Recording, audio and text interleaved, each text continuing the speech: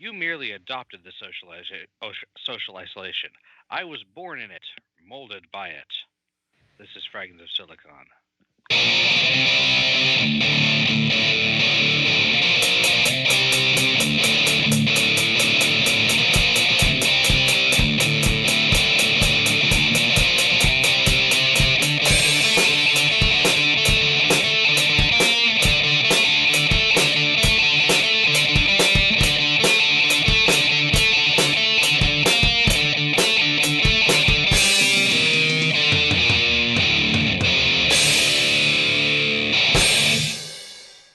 All right, welcome to another installment of the Fragments of Silicon European interviews. Up this week is Helgard the Barros of One Little Serf. Hi, Hi, how are you doing today? I'm doing well. Living my normal life. Isolation is the normality for me. Not an not an unusual state of affairs for game developers, Yeah. especially on the indie trail. Um, anyway, so how we like to get started is we like to get to know the person behind the game, behind the studio, and whatnot. And we do that by asking them, what got you interested in video games, both on a personal and a professional level? Okay, when I was about 16, I got myself a Commodore VIC-20 computer, the precursor to the Amiga. And we used to get these magazines with this like pages and pages of code that you had to type in. And then when you were finished, you got a game. And we'd spend like 4 hours typing in the code, then another 4 hours fixing our errors, and then we'd spend 10 minutes playing the game, get totally bored, and then decide to make the game better. So that's where we started with game development. Uh-huh. And then I sort of got interrupted with a whole lot of other things. I went to the army and I started a record company and worked in music shops and everything for a few years. And then I came to Ireland about 20 years ago. I'm originally from South Africa. And I started working in animation, film industry, and that sort of thing. And when that work dried up in the 2008 crash, I was sitting with nothing to do. So I thought, let me learn how to make a game, just see what it's like. And here we are. Ah. And so you've been making games professionally for 10 years or 12 years now? No, like a lot of the stuff that I was doing was modeling for animation, mainly for like films and TV adverts and that sort of stuff.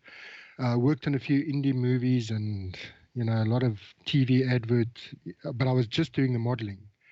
And then when the 2008 crash came, Uh-huh. that work sort of dried up. So I spent like, I'd say about 6 years just making models for people, they'd ask me for a model, I'd make it, sell it to them and get the money. And then I started thinking about making models for Unity. And Mm-hmm. I looked at the Unity program and I thought, wow, this doesn't look too difficult. And then I started teaching myself game programming. Oh. So I'd say on actual games, maybe 6 years. Hmm. And did you find the transition to be as smooth as you initially thought? No, nothing is as simple as it seems. Nothing is as complicated as it looks, but nothing is as simple as it seems. Like the simplest things that I thought, that looks easy. I'll just click here and click there, and then 7 days later, maybe if I click here, no, that's still not working. Maybe if I click, no, that's still not working, and that's just how it went, trial and error until eventually things started working. With the current game that I've got, I restarted from scratch 3 times. Like you do the whole thing and then you'd see, hang on, I did something that is not scalable or not, it's not going to work in the long run, or it's going to be, you know, too slow in the gameplay or something like that. I'll have to start over, and then you start over again. So the first year was just experimentation. That sounds about what I expected it to be. Like, we haven't had a developer yet who said, "Oh yeah, things went about as easy or easier than I thought." I No. never meet that person. Or if I do, he is or she is, you know, a statistical anomaly. Let's say. Yeah. Okay. So you started out with experimentation and all that stuff, and Like, have you been working on Into the Valley for that entire time, or were there other projects before it? No, when I started off, I thought, like I could do what every single tutorial advises me to do and start making Pong or something like that. And I thought that just sounds so boring. I'm going to go all out. I'm going to make myself a third person role playing game with voice acting, and I had all these massive dreams, and I wrote out this long list of everything the game's going to have in it. And that list slowly got whittled down and, shortened. And okay, that's not going to work, and that's not possible, and I don't have the skills to do that. And so I just, I decided I had a vision of what I wanted to do, and I just decided, well, look, I could start with the small little things and waste time on them, or just start on the big thing and learn as I go. So I just did that. Fair enough. And I suppose the question that arises out of this is, do you think you made the right choice? No, not at all. No, I think I started way too big. A single player, third person role playing game with voice acting, 120 NPCs, it's too much for one person. I spent between 15 and 18,000 hours working on this, and I had to just keep cutting features because it was just like, if I put in all these extra features, it's going to take me 10 or 12 years to do this game, so it's a lot of work for one person, and I had to just keep cutting and cutting and cutting until I eventually whittled it down to a game that I think is still fun, but not quite the original vision of the game, Yeah. That sounds, once again, in line with my expectations, given that, this is a, ambitious sort of development scheme. And has it been one person developing this game the whole time, or have others come on and off the project over the years? No, it's been just me.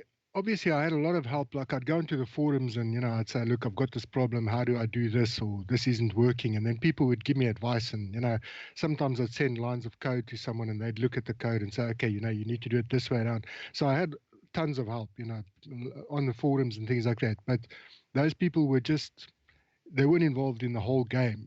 They were just involved in like tiny little bits of it. One guy, I was struggling with the footstep system, and eventually he just said, look, I'll just program it for you. And he did that. So, that footstep system is now available on the Unity Asset Store. You can buy it. And a lot of the things that were in the game started off being made for the game and then ended up on the Unity Asset Store as products, because the guy said, well, I've made this ostrich now, I might as well sell it, I've made this tortoise now, I might as well sell it, So, but in the actual, and things like, obviously with voice recording, I had to get a recording studio and an engineer and a producer and things like that. So I couldn't do those things myself.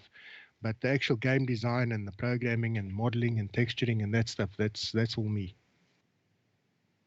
Yeah. Is there any music in the game? Yeah, there's I think five tracks, and they took me ages to find, because finding African or Asian music that's royalty free and not costing the earth and actually sounds like real African or Asian or Egyptian music is not easy. You go into the asset stores and there's hundreds of like, electronic dance tracks and ambient music and things like that. But trying to find something with real African drumming, and that took me like ages to find. But yeah, there's about 5 tracks in the game. Right.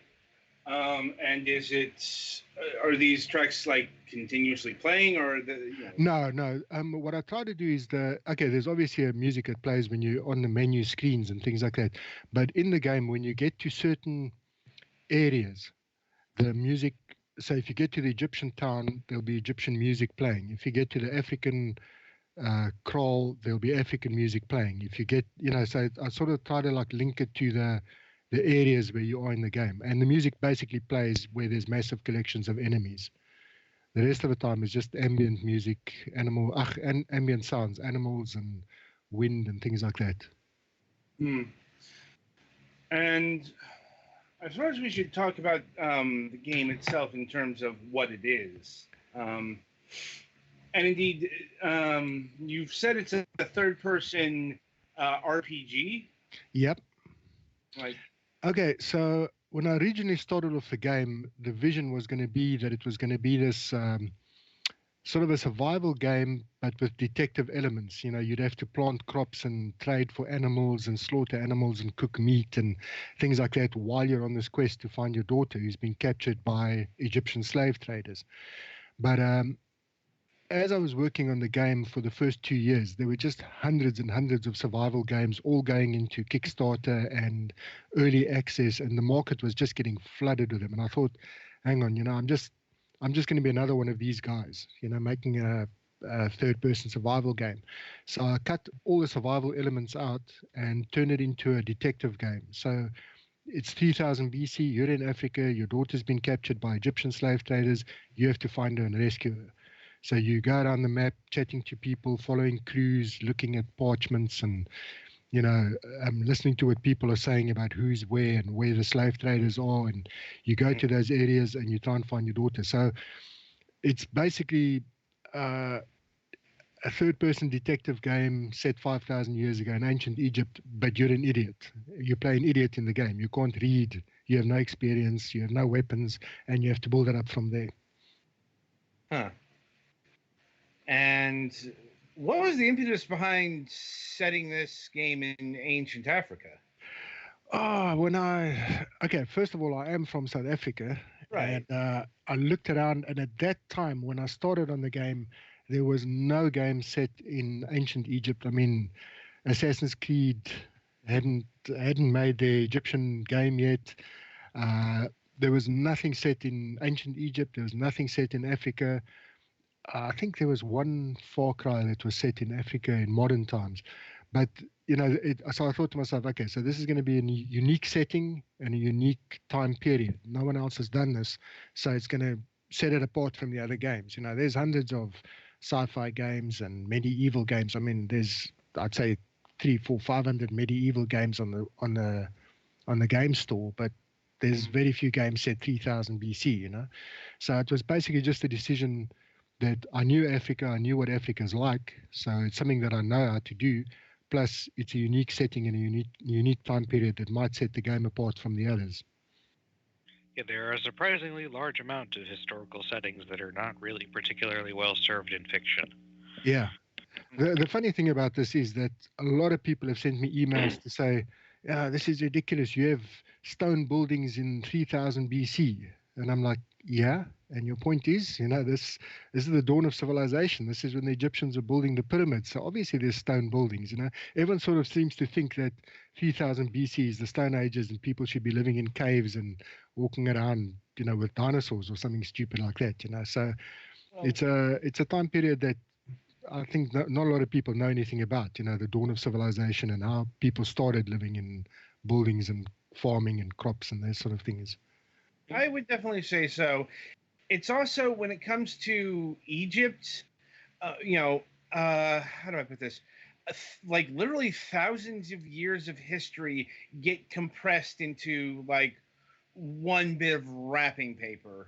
Yeah. Not the only civilization this happens to, but like, ancient Egyptian culture as we knew it lasted a long time. Yeah, people talk about as if all the pyramids were built within like a couple of months, and no, that was over a very, very wide period of time. Well, what most people find amazing is that Cleopatra was closer to our time than she was to the building of the pyramids. Right. By the time Cleopatra came along, the pyramids were already like ancient history. They were already 3,000 years old.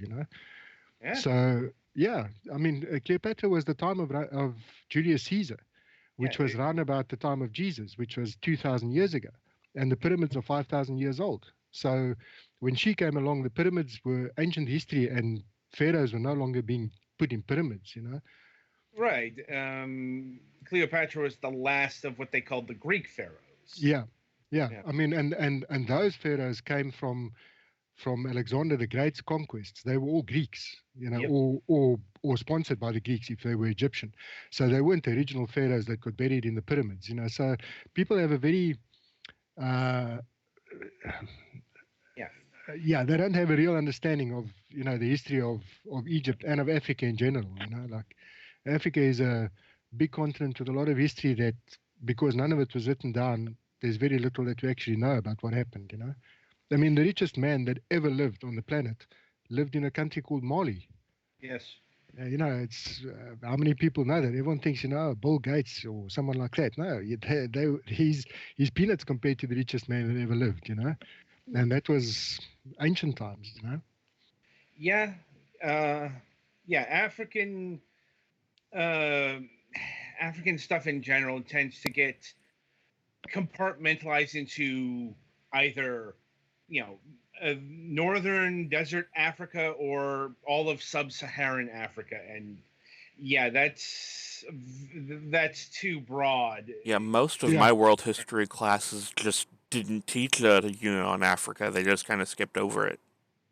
Mhm. Well, coming from South Africa, I get these weird things that people ask me. They say to me, "Where are you from?" And I say, "I'm from South Africa." And they're like, "Yeah, but which country?"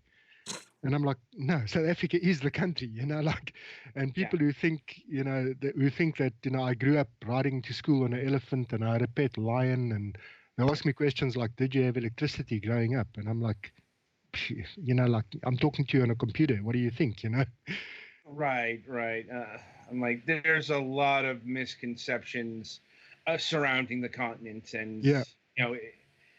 and how do I put this? A lot of it has to do with, let's say, race relations, and because And a lot of countries don't really want to teach colonial history because it kind of makes them look bad. Yeah. that's what I was getting at here. Yeah. It's like the whole, oh right, most of Africa was enslaved for a good portion of time by Europeans. Yeah. That doesn't really reflect good on them. So, Yeah. bury the past. But anyway, Yeah, talking about this race relations, I had the weirdest experiences on launching this game because because the main character is black, or because it's set in Africa, or because people who were looking at the adverts were assuming that I was black. I was getting this racist abuse, people sending me emails where, you are a N word and, things like that. And I was like, where the hell does this come from? It's like, this is just weird. So it's the last thing I expected, And then you have the opposite again. I had some of the PC brigade sending me emails to say that my black characters weren't black enough and they were just white people with tans, and I should be ashamed of myself for my missed opportunity to do something good, And I was just like, where does this obsession with race, it's a computer game, is ancient Africa, you have to be black, it's like, that's where the game's set, I could actually tell you where it comes from, but that's a bit of a story, Mhm. But, in very simple terms, it's, willful ignorance at the best of times, and it's outright stupidity at the worst. Yeah. Mm-hmm. Very dangerous stupidity that gets people killed. Mm-hmm. But, it's like... But none of it's surprising to me because, just all of the everything on the internet these days. Jeez. Yeah, the internet's not a pretty place, I must admit. Yeah. When we thought, what the 21st century was going to be like, this was not what we imagined, Like, I suppose it depends on the vision of the future, like, it's more Blade Runner than the Jetsons, let's say. Yeah. It's not quite dystopian yet, but it's leaning there. All right. Anyway, in terms of representing Egypt, like, is this aiming for realism? Is this more fantastical? Okay, I tried to make it sort of believable, but I had to smudge history a little bit because obviously at this time in 3000 BC, they was at the best using bronze weapons. Right. So I've got weapons in there like the assegai and the Maasai spear that actually only came into being in like the 1800s, So, and also some of the food. I mean, I've got in the game, there's corn and there's tomatoes and things like that, which obviously come from America and wouldn't have been in Africa 3000 BC. But the problem is, like, if I'd put in the actual African foods that would have been there in 3000 BC, people wouldn't have been able to relate to it. If I said the food is Maroch and Sheba and things like that. People would be like, "What the hell is that?" You know, A lot of like yams and millet and stuff. So. yeah. So I had to put in something that the player could still identify with, and that sort of seemed as though it fitted in the time period, even though it's not 100% historically accurate. I mean, in the game, there's some I call them desert men in the game, but they look like Bedouin Arabs. And I mean, the Bedouin style would only have come into being in about 1000 AD. Not 3000 BC, but just to have variety in characters and things. Otherwise, everyone would just be running around in animal skins. So I did smudge history and some of the locations and some of the building styles and clothing styles, weapons and things like that, a little bit just to make it relatable for people, especially in the West, that don't know African culture and what African words mean and things like that. I mean, like an African village, for me growing up, was called a kraal. That's what it's called, but someone in America or France might not have a clue what that word is. But, that is the word for an African village, So you have to sort of keep the game relatable and not just go for 100% realism and people don't know what the hell's going on, Right.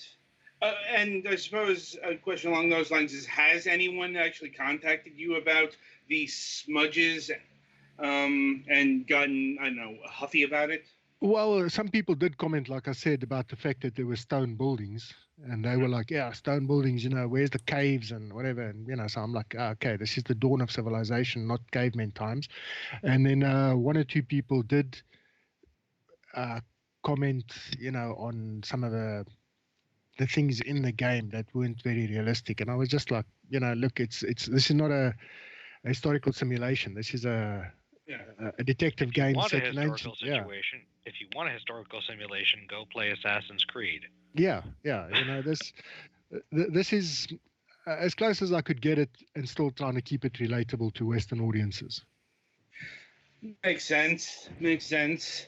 Now, in terms of the encounters you have with various creatures on the plains, are we talking about realistic animals here, or do you fight more fantastical creatures? No, it's realistic African animals. It's elephants, lions, leopards, cheetahs, hyenas, zebras, warthogs, ostriches, buffalo, crocodiles, hippos, rhinos. There's 16 different types of animals, and they all would have been found in that sort of area of Africa at that time. Also, at that time, that area of Africa would have been a lot more green than it is now. But, just so that people know this is ancient Egypt, because everyone thinks ancient Egypt was a desert, which it wasn't, So I just sort of kept it in that sort of African savanna style, and made it try and look as much African as possible, of what modern people think Africa looks like. Right. Well, what modern people think it's more sub-Saharan. Saharan. Yeah. Yeah. Sub-Saharan Africa is all jungle, which is its own. Yeah, right. Look, this is sort of set on the east coast of Africa, sort of Kenya, Sudan, just near Egypt, So at that time, this is what that area would have looked like, Right. Would have been a lot more green than it is now. It wasn't a desert as it is now, I mean, that's not a surprise, because the Egyptians were the masters of a good portion of the Nile. Yeah. The Nile. Yeah, they still relied on significant amounts of the seasonal flooding to get really good soil, but that doesn't mean everything outside of that was completely desert. Yeah. And I mean, people don't realize this, but most of the pyramids are actually in Sudan. They're not in Egypt. The ones in Sudan are obviously a lot smaller. They're not the Great Pyramids of Egypt, but I think there's something like 3,000 pyramids in Sudan. Mm-hmm. So the Egyptians actually spread quite far down into Africa, Yeah, depending on the kingdom. Yeah. Anyway, now in terms of the detective portion of this game, is it all just asking people, the location of the slavers, or are there other clues in play, There's one mission where you have to go and find a parchment, but because you can't read, you have to go and fetch it and bring it back to someone who can read, and then you'll translate it for you and that. But most of the game is it's conversation based. You have to listen to clues, warnings people give you, directions that they give you, use your map and the mini map and the compass and that to see where you're going and that. And I mean, one person finished the game in about 4.5 hours, and after he finished the game, he said to me that there's about half the map he hasn't explored yet, so he's going to play it again. And another person was playing for 9 hours and he still hadn't found his daughter. So, it's mainly conversation based. Yeah. I see. And how many or how much of these survival elements survived the whittling down? Like, do you still have to keep track of food, energy? Okay. I took out the survival building elements, so you don't have to build, farming fields and cattle kraals and chicken coops and things like that. And I took out the food growing and hunting thing, but you still need to trade for 3 different types of food. So you need meat, you need fruit and vegetables, and you need corn. So most of it you trade for, or you pick it up, or you get it from people, or you steal it, or something like that. So I took out the whole where you actually have to plant crops and harvest crops and that sort of thing, because that was just too much work. Right. I gotta say that's actually a lot more nuanced than your typical survival game, because there's one mechanic in the game that I think is, I don't know if it's unique, but it's different. There's a happiness mechanic in the game, and when you talk to people and they give you good clues, your happiness goes up by 1 or 2%. But if you do something bad, like if you kill an NPC who's not attacking you, your happiness will go down by 10%. And depending on how far down your happiness goes, it starts affecting your health. So if your happiness goes down below a certain amount, your health starts going down and you have to get your happiness back up. And I built this mechanic in to stop people running around just killing all the NPCs, because there's nothing stopping you from just killing everyone. But if you start killing everyone, your happiness goes down, you become suicidal, and eventually you'll just kill yourself. I suppose that's a pretty elegant solution to player dickery. Yeah, I was watching some Czech Twitch streamer that downloaded the game, and he just started the game by picking up the first knife that he found and running around and just killing every single NPC that he saw. And next thing, this little warning pops up in the screen that says your happiness is going down, your health is being affected, and you might commit suicide. And he just ignored this and carried on stabbing everyone. And next thing, he died. And then his summary of the game was that it's a terrible game because he didn't know why he died. And I'm like, yeah, okay, like maybe he couldn't read English and maybe he didn't understand the warning, but that's what he did. That was his entire experience of the game, was just killing every single person he saw, which is not quite a detective game, I mean, I suppose it is a way of playing the game. Yeah, I suppose, but if you want to die in suicide, Yeah. It's a roundabout way, but it works. Like, anyway, now in terms of quests and the like, is it all focused on the main plot line, or do you engage in side quests unrelated to the narrative?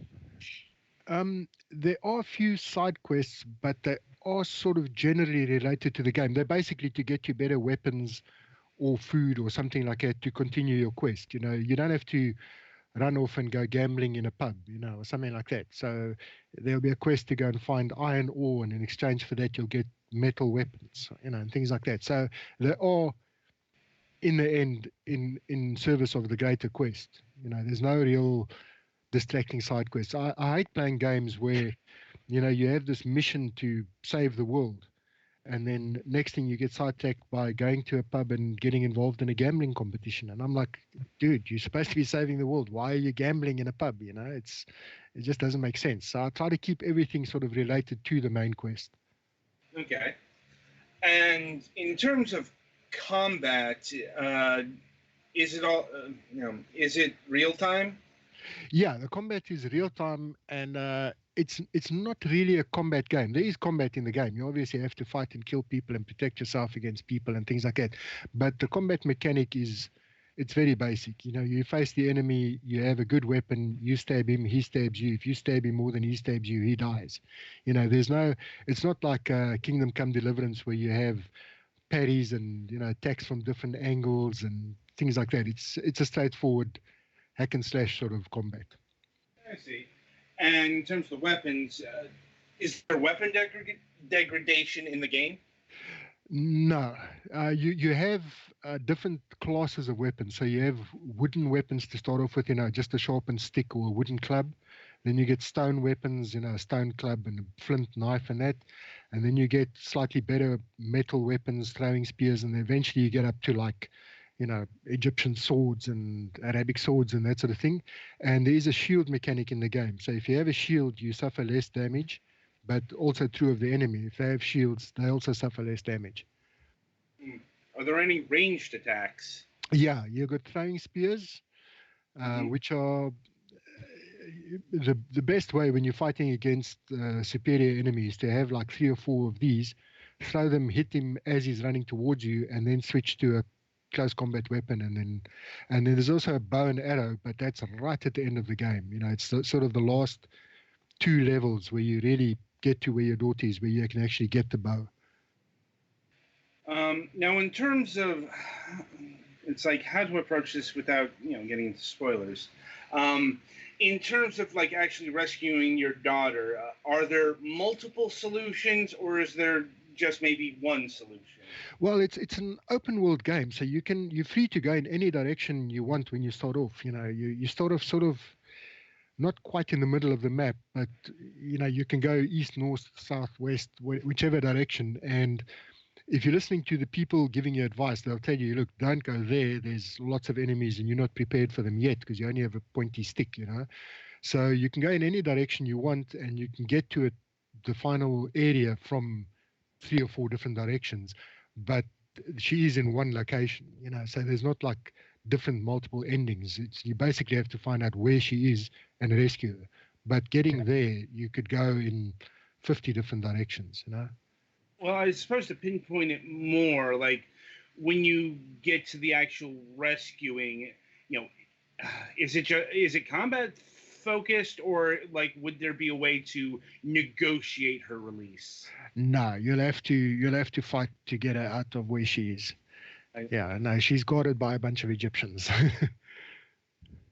Okay, and now in terms of the role-playing elements, what sort of leveling up system?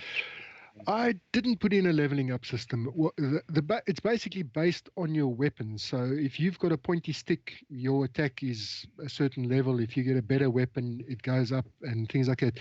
I started putting in a leveling up system and it just didn't make sense to me. You know, it was like, okay, so you've played the game for half an hour and now you can carry 10 more things. Why? You know, it just didn't make sense to me. So what I'm doing, for example, in the next game that I'm busy working on now, is I've made the leveling system work according to your actions in the game. So if you run a lot, you gradually build up running speed, and if you sneak a lot, you gradually sneak more quietly. Instead of using a points-based system where you assign points to different skills, because that I don't quite get the logic behind that. I know that's the way that everyone else does it. It just doesn't make sense to me. Okay. I mean, fair enough approach, I suppose.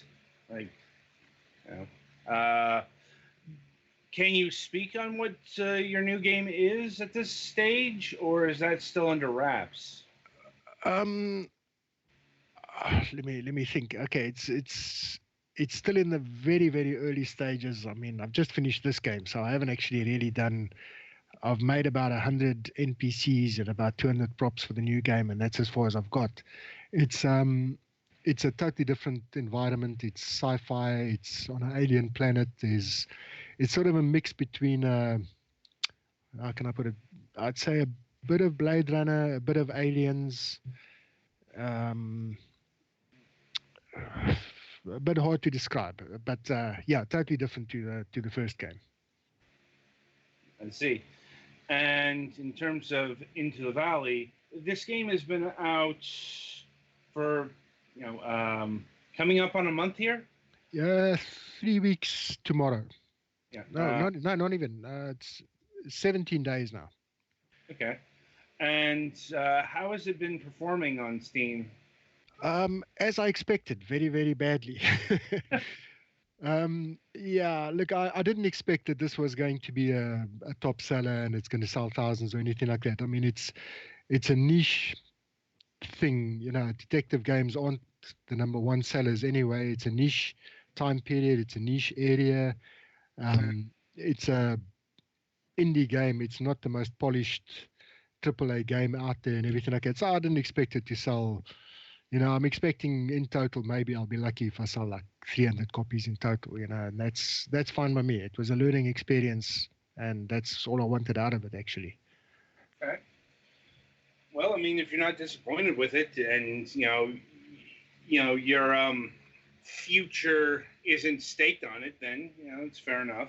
Yeah, no, look, to me, it was, I've got this vision for a game that I want to make, but you can't start on the grand design. You've got to start somewhere, So I decided, let me make a smaller game than my grand vision and see if I can actually make a game from scratch on my own with all these elements in it and make it work. And I did that. So now I know that I can go ahead and make a bigger and better game from that, Right.